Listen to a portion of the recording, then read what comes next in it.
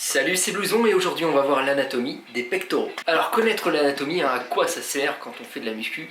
Eh bien si tu connais les insertions, la forme de tes muscles, tu vas pouvoir mieux conscientiser leur recrutement. Tu vas mieux comprendre comment faire pour les recruter.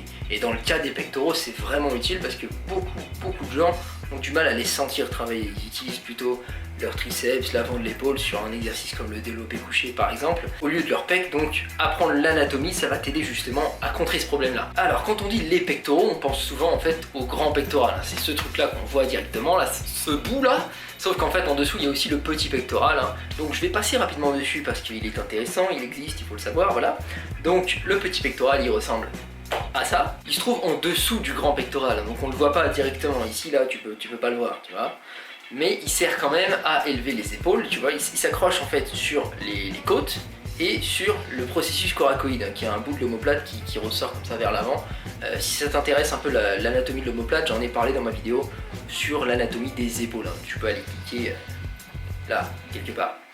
Et donc il s'accroche aux côtes et au processus coracoïde, ce qui fait qu'en fait il peut servir à deux choses. Il peut soit abaisser les épaules, donc en tirant sur l'insertion des côtes, donc comme ça, tu vois, tu abaisse. Et il sert aussi, en tirant cette fois sur l'insertion du processus coracoïde, à élever les côtes en fait. Donc il sert au mouvement de respiration aussi. Tu sais, quand tu inspires, tu vois, tes côtes s'écartent, donc le petit pectoral rentre en jeu à ce moment-là. Voilà, je passe rapidement sur le petit pectoral parce qu'il est important, mais il intervient dans de nombreux mouvements, tu n'auras pas besoin d'y penser, il va se muscler naturellement.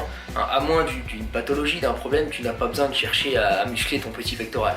Parlons donc du grand pectoral. Il possède 4 faisceaux, ou 3 selon les auteurs, selon comment tu vois la chose, tu vas vite comprendre pourquoi. Tu as le faisceau du haut, en fait, qu'on appelle le faisceau claviculaire.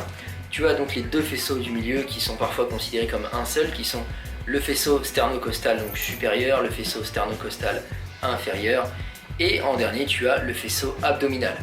Donc les deux faisceaux sternocostaux, ouais, c'est ça, sternocostaux, on les considère parfois ensemble parce qu'en fait ils sont collés, on voit pas bien la différence, mais au niveau de leur insertion il y a une petite nuance, donc voilà pourquoi des fois c'est un seul, des fois c'est deux, on s'en fout quelque part. Voyons donc les insertions de chaque faisceau. D'abord le faisceau claviculaire. En haut, il s'accroche sur la moitié centrale de la clavicule. Donc la clavicule, tu sais, c'est cet os qu'on a ici. Ok. Et il s'accroche sur toute une ligne, en fait, ici, là, comme ça, à la moitié, donc proche du centre. Et il va s'accrocher comme ça en haut, et en bas, il va s'accrocher sur l'humérus, vers l'avant et vers l'intérieur. Donc il y a des termes, tu vois, genre antéro, médial, tout ça, mais bon, moi je trouve ça compliqué, donc c'est pour ça que je vulgarise le truc. Donc en fait, il s'accroche vers ici.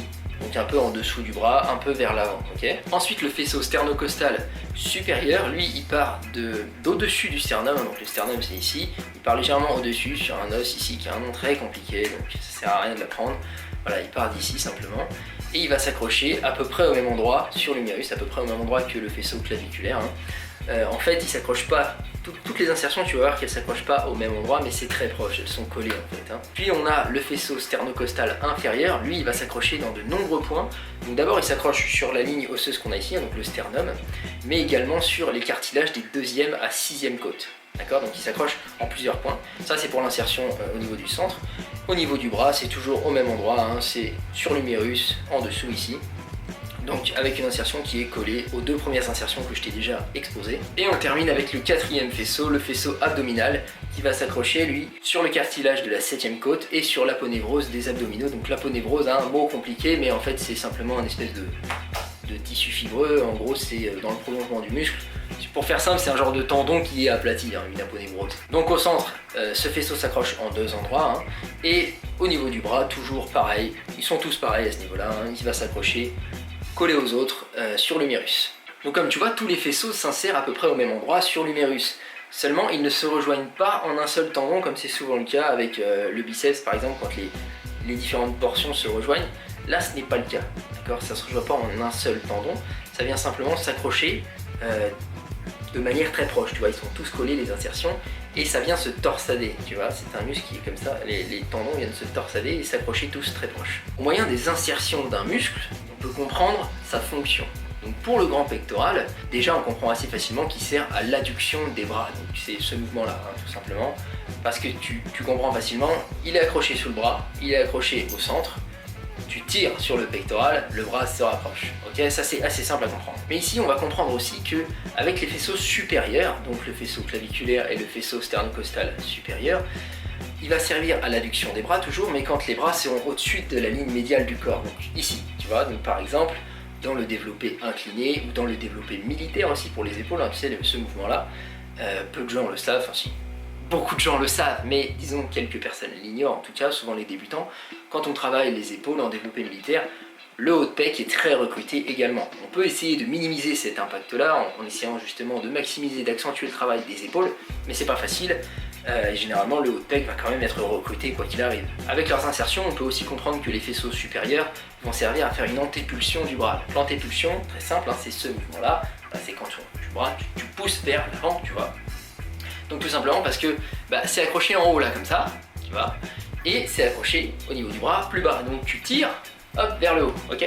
Voilà pour les faisceaux supérieurs. Pour les faisceaux inférieurs, donc sternocostal et abdominal, hein, les insertions nous permettent de comprendre que ça va permettre une adduction des bras avec les bras en dessous de l'axe médial, donc par exemple dans le développé décliné ou dans les dips. Donc comme tu vois, c'est un muscle en forme d'éventail, hein. Les fibres partent dans tous les sens, vers le haut, vers le milieu, vers le bas. Donc tu peux comprendre facilement que tu ne vas pas pouvoir recruter efficacement toutes les fibres d'un seul mouvement, tu vois, puisqu'il y a des fibres qui vont se recruter quand le mouvement va être vers le haut et d'autres vers le bas. Tu peux pas faire les deux en même temps. Donc il va falloir équilibrer le travail des fibres du haut et des fibres du bas. Donc travailler équitablement en développé incliné ou décliné ou développé couché tout simplement. Voilà, il va falloir penser à recruter équitablement chacune des parties de ton grand pectoral. Alors comment faire? Pour la partie haute, il suffit de pratiquer des mouvements de musculation qui vont rapprocher les insertions des faisceaux du haut. Donc tu sais, quand on contracte un muscle, hein, tout ce qu'on fait c'est qu'on rapproche les insertions. Donc pour bien contracter le muscle, il faut chercher mentalement à rapprocher ces deux insertions. Donc pour faire simple, tu vas rapprocher ton humérus, donc ton bras, de ta clavicule.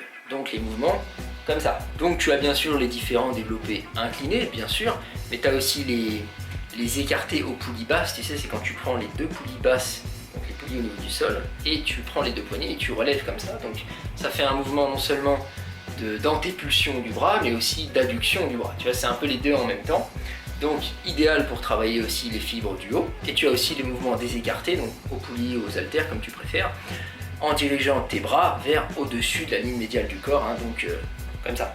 Okay, donc tu peux faire des écartés en étant sur un banc incliné par exemple. Pour les faisceaux du bas, il suffit encore une fois de pratiquer un mouvement qui va rapprocher les insertions des faisceaux du bas. Donc rapprocher tes bras de tes abdominaux si tu veux. Donc tu as les dips bien sûr, tu as aussi les écartés aux poulies vers le bas, vers le milieu mais légèrement vers le bas. Voilà, tant que tes bras sont en dessous de l'axe médial, tu vas favoriser le travail des faisceaux du bas.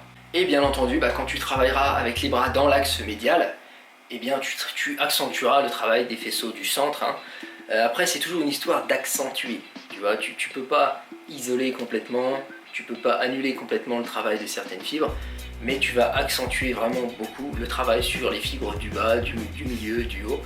Et l'important est bien sûr d'équilibrer tout ça dans ton entraînement, donc de penser à recruter équitablement chaque faisceau. Alors bien sûr, que penser de la différence entre travailler aux haltères ou travailler à la barre? Eh bien, avec ce que je t'ai montré, il est évident qu'aux haltères, le mouvement est bien plus proche de ce pourquoi est fait le grand pectoral. Il y a un mouvement convergent, donc adduction des bras, c'est ça la nuance en fait. C'est qu'à la barre, il y a un moment du mouvement où tes pectoraux sont vraiment très bien recrutés. Par contre, quand tu es par exemple tout en haut, ça va être un peu plus les triceps, tu vois. Donc, ça va être un passage de relais entre les différents muscles quand tu es à la barre, alors que aux haltères, tu vas pouvoir te concentrer davantage sur la contraction des pectoraux. Même si évidemment les autres muscles interviennent aussi, hein, les triceps, l'avant de l'épaule. Donne-moi l'idée de cracher sur le développé barre, hein, bien sûr. Mais je pense que si ton but est purement l'esthétique et purement l'hypertrophie de tes pectoraux et non pas la perf à la barre, il va être plus intéressant de travailler aux haltères que de rester éternellement à la barre. Après bien sûr il y a des tas de gens qui ont d'excellents résultats à la barre, voire même qui vont préférer à la barre, hein. Après chacun est libre, chacun a de meilleures sensations dans différents endroits, il y a les goûts qui rentrent en jeu, mais il y a bien sûr aussi des prédispositions génétiques, type longueur des bras par exemple, qui viennent expliquer cela. Et voilà, n'hésite pas à parler de tout ça avec moi et aussi entre vous, hein, dans les commentaires, hein. J'espère que ça t'aidera à mieux recruter tes pecs. Salut frère. Seigneur, pardonne-moi d'avoir causé ma perte, d'avoir choisi le mauvais allié, de ne plus être digne de ta planète. Seigneur, pardonne-moi d'avoir oublié ta lueur de ne pas entendre l'enfant qui meurt, de ne rien apprendre de mes erreurs. Seigneur, pardonne-moi d'avoir fait tous ces détours. J'ai gardé la haine auprès de moi, l'amour n'a jamais vu le jour. Seigneur, Seigneur,